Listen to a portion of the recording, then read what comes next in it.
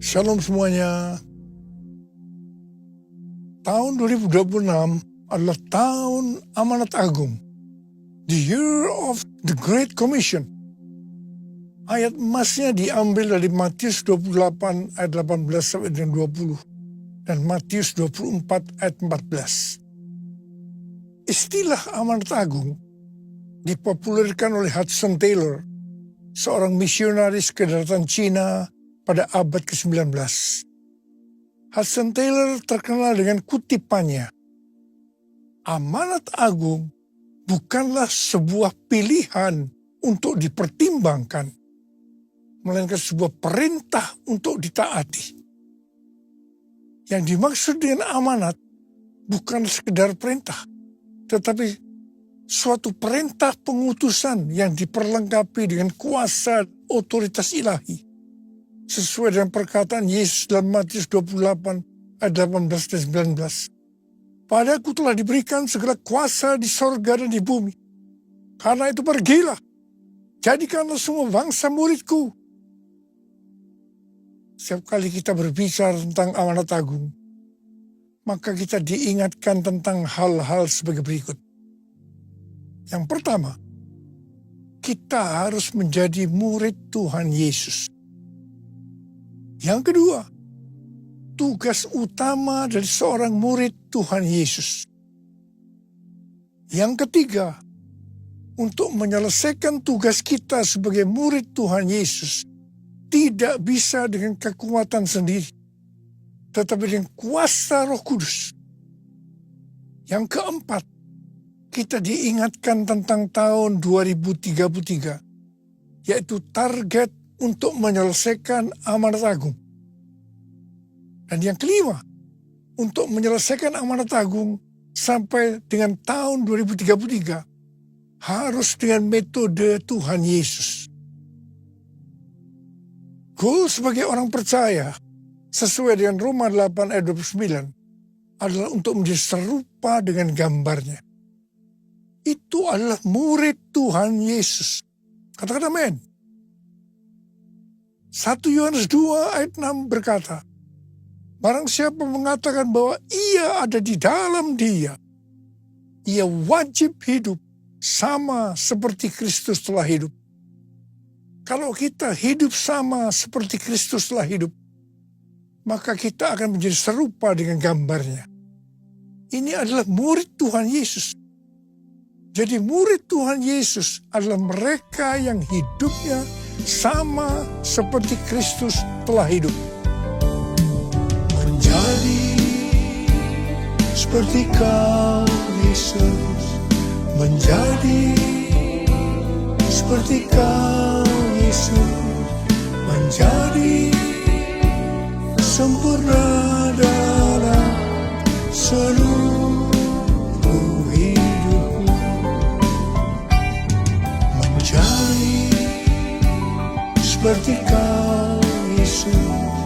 Menjadi seperti Kau, Yesus.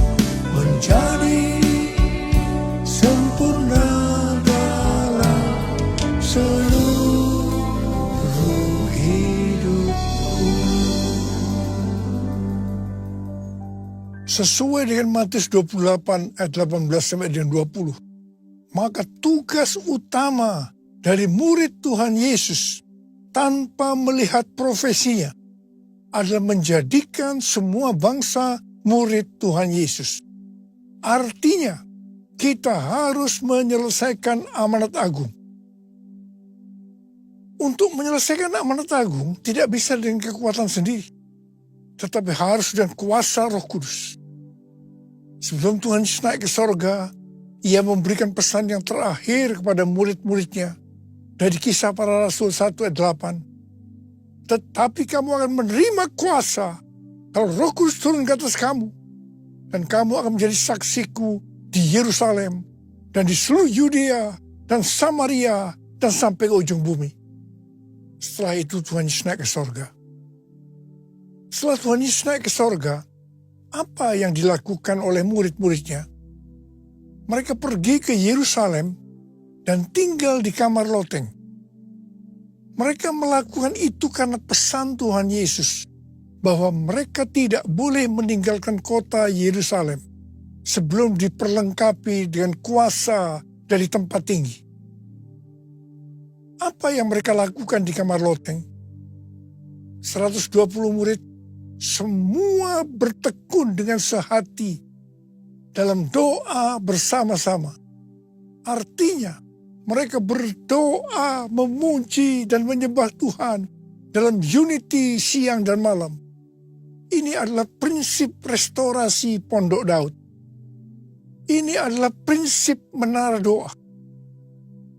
Selama 10 hari mereka melakukan itu. Dan pada hari raya Pentakosta, tiba-tiba terdengarlah bunyi seperti tiupan angin keras. Dan setelah itu tampaklah lidah-lidah seperti nyala api hinggap kepada mereka masing-masing. Mereka dipenuhi dengan Roh Kudus dan mereka mulai berkata-kata dalam bahasa-bahasa yang diberikan oleh Roh kepada mereka untuk mengatakannya. Itu adalah bahasa Roh. Setelah itu, mereka dipakai Tuhan secara luar biasa untuk melakukan amanat agung. Ini yang disebutkan dengan peristiwa Pentakosta yang pertama. Pentakosta yang pertama ini dahsyat. Mengapa? Karena dalam waktu beberapa ratus tahun, 70% dari dunia yang dikenal waktu itu, yaitu yang berada di bawah kekaisaran Romawi, menjadi Kristen. Pertanyaannya, apakah amanat agung sudah selesai? Belum. Karena itu, pada tahun 1906, kembali Roh Kudus dicurahkan seperti yang terjadi pada Pentakosta pertama, yaitu di Azusa Street, Los Angeles, Amerika Serikat. Seorang hamba Tuhan berkulit hitam yang bernama William Seymour dipakai Tuhan. Ini yang disebut dengan Pentakosta yang kedua. Pentakosta kedua yang dahsyat. Sebab menghasilkan gerakan Pentakosta dan harismatik yang kita kenal sekarang ini. Ada sekitar 700 juta orang yang diberdayakan Roh Kudus hari-hari ini. Pertanyaannya, apakah amanat agung sudah selesai? Belum. Karena itu, pada hari-hari ini, Roh Kudus kembali dicurahkan yang disebut dengan Pentakosta yang ketiga. Arti Pentakosta ketiga adalah yang pertama. Pentakosta ketiga adalah pencurahan Roh Kudus yang dahsyat di zaman ini, melebihi yang terjadi di Azusa Street. Yang kedua, Pentakosta ketiga akan mengakibatkan penuaian jiwa yang terbesar dan yang terakhir sebelum Tuhan Yesus datang kembali. Dan yang ketiga, Pentakosta ketiga akan membangkitkan generasi Yeremia, yaitu anak-anak muda yang dipenuhi dengan Roh Kudus, cinta mati-matian kepada Tuhan Yesus, tidak kompromi terhadap dosa, dan akan bergerak untuk memenangkan jiwa. Dan yang keempat, Pentakosta ketiga lahir di Indonesia dan bergerak ke bangsa-bangsa. Gerakan ini dari timur ke barat dan akan kembali ke Yerusalem. Yang kelima, Pentakosta ketiga akan memberikan kuasa untuk menyelesaikan amanat agung. Dan setelah itu, Tuhan Yesus datang kembali. Saya percaya dengan Pentakosta ketiga ini, amanat agung akan selesai. Saya ingatkan bahwa DNA gereja kita adalah restorasi Pondok Daud, yaitu doa, pujian, dan penyembahan dalam unity siang dan malam. Ternyata sekitar 2000 tahun yang lalu, ini sudah dilakukan oleh murid-murid Tuhan Yesus, yaitu pada waktu menantikan peristiwa pencurahan Roh Kudus yang disebutkan dengan Pentakosta yang pertama. Siapa mengira kita diberikan visi restorasi Pondok Daud untuk menantikan pencurahan Roh Kudus yang disebut dengan Pentakosta yang ketiga. Api Pentakosta menyala, api Pentakosta menyala, api, api, api, api, api, api Pentakosta ketiga. Api Pentakosta menyala, api Pentakosta menyala, api, api, api, api, api, api Pentakosta ketiga. Api Pentakosta ketiga, api Pentakosta ketiga. Hari-hari ini Tuhan mengingatkan gerejanya tentang tahun 2033. Sebenarnya ada apa sih dengan tahun 2033 ini? Tahun 2033 adalah peringatan 2000 tahun Tuhan Yesus disalibkan, mati, bangkit, naik ke surga. Peringatan 2000 tahun pencurahan Roh Kudus yang berarti hari ulang tahun gereja yang ke-2000. Peringatan ke-2000 tahun dimulainya amanat agung. Dan akhir-akhir ini, Tuhan dengan kuat berbicara kepada gerejanya di seluruh dunia tentang visi amanat agung. Target untuk menyelesaikan amanat agung adalah tahun 2033. Pada waktu Tuhan Yesus ditanya oleh murid-muridnya tentang tanda kedatangannya kedua kali dan tanda akhir zaman, maka Tuhan Yesus menjawab, yang salah satunya terdapat dalam Matius 24 ayat 14. Dan Injil kerajaan ini akan diberitakan di seluruh dunia, menjadi kesaksian bagi semua bangsa. Sesudah itu barulah tiba kesudahannya. Dengan perkataan lain, kalau amanat agung sudah selesai, maka sesudah itu barulah tiba kesudahannya. Barulah Tuhan Yesus datang kembali. Kata sesudah itu tidak ada seorang pun yang tahu berapa lama.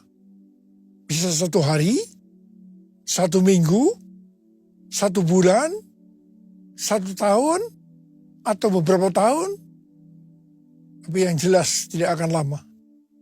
Sebab Tuhan Yesus berkata, aku datang segera. Saya tidak pernah mengatakan bahwa tahun 2033 Tuhan Yesus pasti datang. Itu tidak alkitabiah.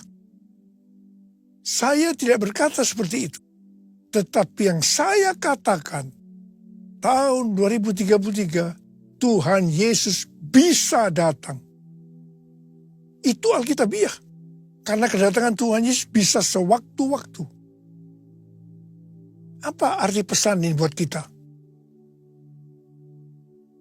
Waktu kedatangan Tuhan Yesus sudah sangat dekat. Kita harus mempersiapkan diri sebaik-baiknya dengan menyelesaikan amanat agung. Hosana, Hosana, datanglah Tuhan Yesus. Hosana, Hosana, ku merindukanmu. Ku merindukanmu. Ku merindukanmu.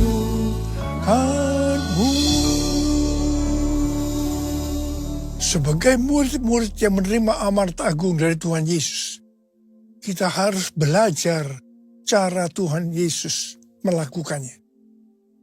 Sehingga kita bisa menjangkau dunia dalam 7 tahun ke depan sampai tahun 2033. Pada waktu General Assembly yang ke-14 dari World Evangelical Alliance di Korea Selatan tanggal 27 sampai dengan 31 Oktober 2025 yang lalu.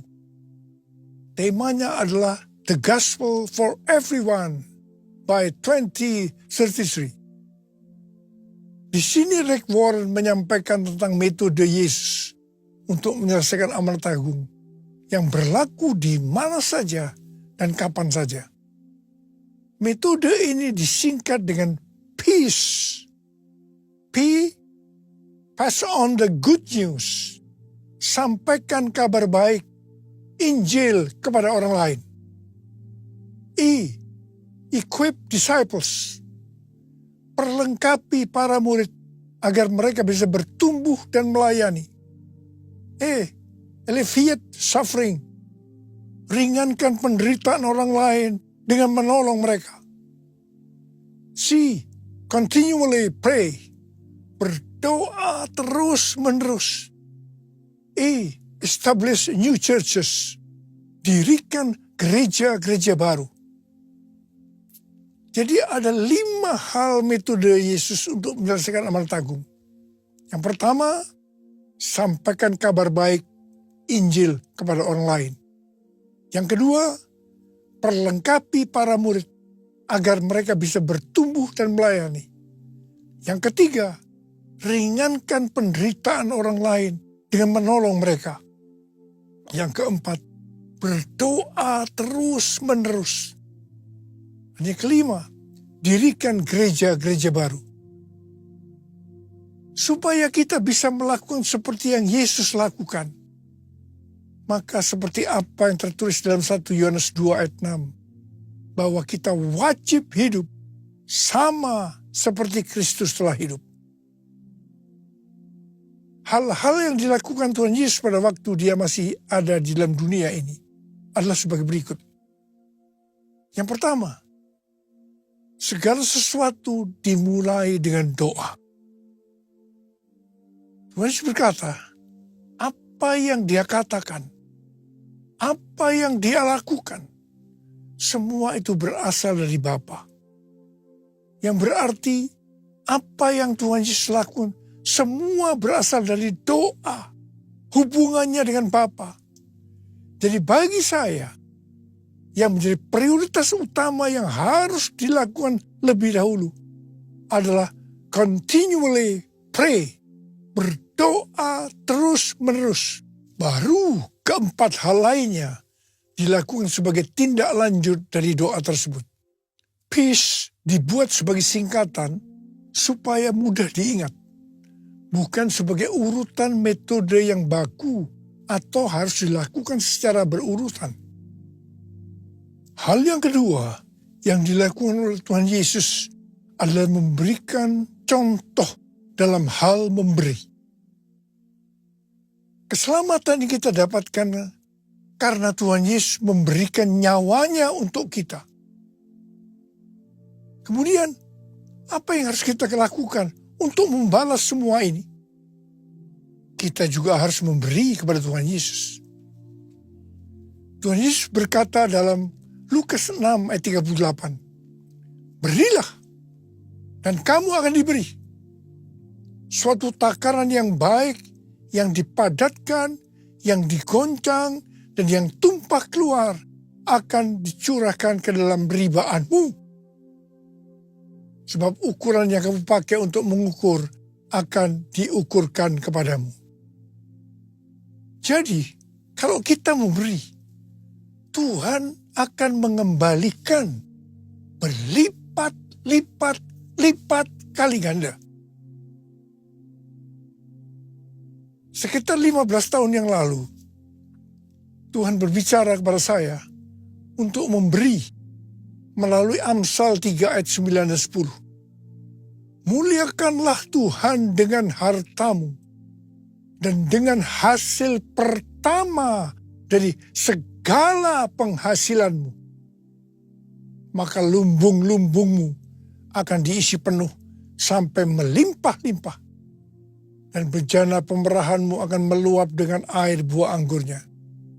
Ini yang disebut sebagai persembahan sulung.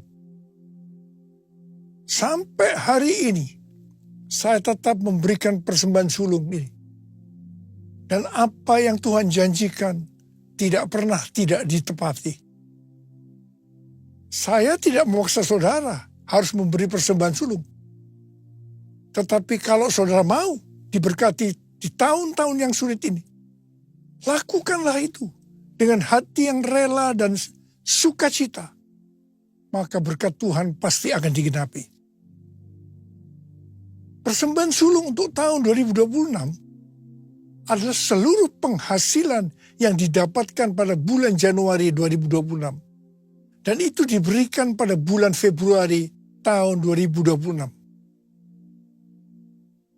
Persembahan sulung adalah hasil pertama yang merupakan hasil terbaik secara kualitas maupun kuantitas. Hasil pertama dari kita, bukan sisa-sisa. Ini sesuai dengan referensi dari catatan Amsal 3 ayat 9 dan 10 dari The Apologetic Study Bible dan catatan Alkitab Penuntun Hidup Berkelimpahan seri Life Application Study Bible versi Injili. Saya mengajak kita semua sebagai murid-murid Tuhan Yesus untuk menyelesaikan amanat agung seperti metode yang dilakukan oleh Tuhan Yesus. Sekali lagi, hal ini akan terjadi kalau kita hidup sama seperti Kristus telah hidup. Sekali lagi, kita harus hidup sama seperti Kristus telah hidup. Saya percaya kalau itu kita lakukan, kita akan menjangkau dunia 7 tahun ke depan. Sampai dengan tahun 2033. Haleluya! Bless the Lord, oh my soul, oh my soul. Worship His holy name. Sing like never before. Oh my soul, I worship Your holy name. Angkat tangan kita. Bless the Lord, my soul. Oh my soul, worship His holy name. Sing like never before. Oh my soul, I worship Your holy name. I worship Your holy name. I worship Your holy name. Mari kita berbahasa roh. Uriya la la ba la ba la ba la ba la ba la ba la ba la ba la ba. Uriya la ba la ba la ba la ba la ba. Uriya la la ba la ba la ba la ba la ba la ba la ba la ba la ba. Uriya la ba la ba la ba la ba la ba la ba la ba. Bapa, curahkan roh-Mu, urapi kami ya Aba. Terima pengurapan Tuhan, terima pengurapan Tuhan untuk menyelesaikan amanat agung dengan target tahun 2033. Terima, terima, terima, terima, terima, terima. Terima, terima, terima. Dalam nama Yesus. Amin.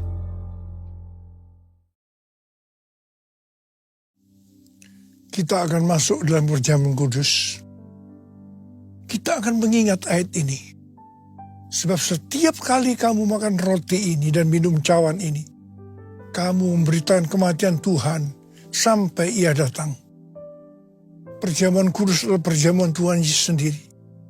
Setiap kali kita masuk dalam perjamuan kudus, Tuhan Yesus selalu berkata, biarlah ini menjadi peringatan akan aku. Peringatan akan aku. Karena itu marilah, arahkan hati kita kepada kebaikan Tuhan. Kita akan mengingat kebaikan Tuhan. Supaya kita lebih mengasihi Tuhan Yesus. Kita lebih mengasihi satu dengan yang lain. Itu dengan kepala. Tuhan, siapakah kami ini sebelum kami mengenal Engkau? Kami semua orang berdosa. Upah dosa adalah maut, mati. Tapi Engkau yang tidak berdosa telah dijadikan dosa oleh karena kami semua, Tuhan. Engkau harus turun dari surga mulia, mati ganti kami dengan penderitaan yang luar biasa. Itu Engkau ya Aba. Kau jadikan kami sebagai anak-anak-Mu. Engkau tuntun, Engkau bela, Engkau lindungi kami. Engkau tegur kalau kami salah. Itu Engkau, Aba. Kita akan masuk dalam perjamuan kudus. Tuhan Yesus akan memberkati kita melalui perjamuan kudus ini. Tapi Tuhan mau kita makan dan minum dengan cara yang benar. Karena itu masing-masing sekarang berdoa. Berdoa, introspeksi. Lihat keadaan diri masing-masing. Jangan menyimpan dosa. Kalau Tuhan ingatkan ada dosa yang harus diselesaikan, langsung minta ampun. Ampuni saya Tuhan. Ampuni saya. Ampuni. Katakan ampuni. Ampuni saya Tuhan. Kau melihat anak-anakmu sedang meminta ampun Tuhan. Menyelesaikan segala sesuatunya dengan Tuhan. Bapa terima kasih. Kami akan masuk dalam perjamuan kudus dengan hati yang penuh ucapan syukur. Dalam nama Yesus. Amin. Mari. Angkat roti di tangan kanan kita tinggi-tinggi. Sebab apa yang telah kuteruskan kepadamu telah aku terima dari Tuhan. Yaitu bahwa Tuhan Yesus pada malam waktu ia diserahkan mengambil roti. Dan sesudah itu ia mengucap syukur atasnya. Ia memecah-mecahkannya berkata, inilah tubuhku yang diserahkan bagi kamu. Perbuatlah ini menjadi peringatan akan aku. So dikasih Tuhan, bukankah roti yang kita pecah-pecahkan ini adalah persekutuan kita dengan tubuh Kristus. Mari kita makan dalam nama Yesus.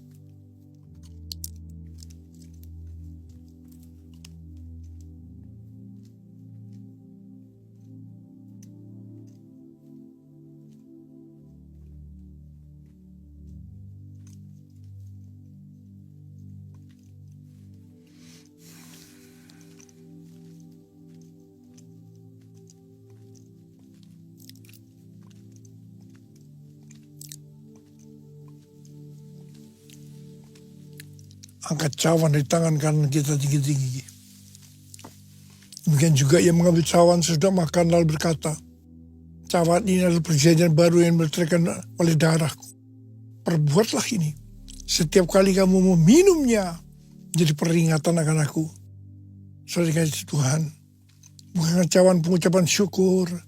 Yang atasnya kita ucapkan syukur adalah persekutuan kita dengan darah Yesus. Mari kita minum dalam nama Yesus.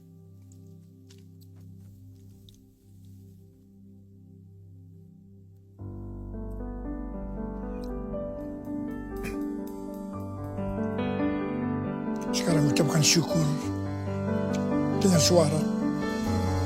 Jangan diam. Terima kasih ya Tuhan. Terima kasih ya Tuhan. Terima kasih ya Tuhan. Terima kasih ya Tuhan. Yesus. Yesus.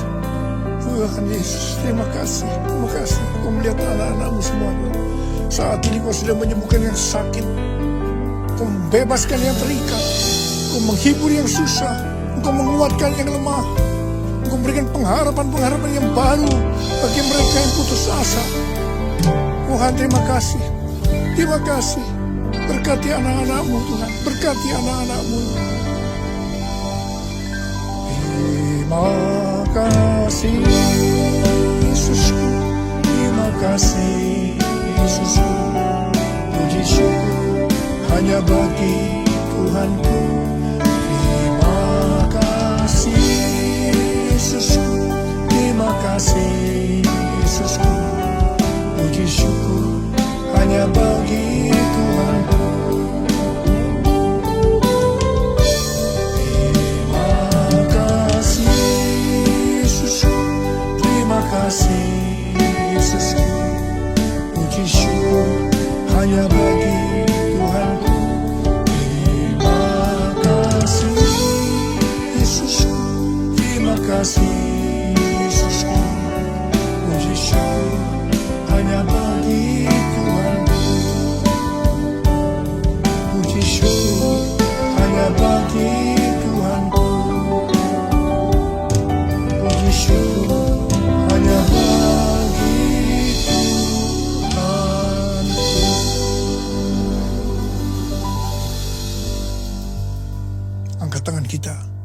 terimalah berkat Tuhan.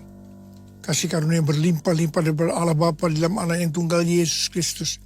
Persekutuan yang manis dengan Roh Kudus menyertai kita semua mulai hari ini sampai Tuhan sudah datang menjemput kita di awan-awan, dan bahkan sampai selama-lamanya. Yang percaya bersama-sama katakan, Amin.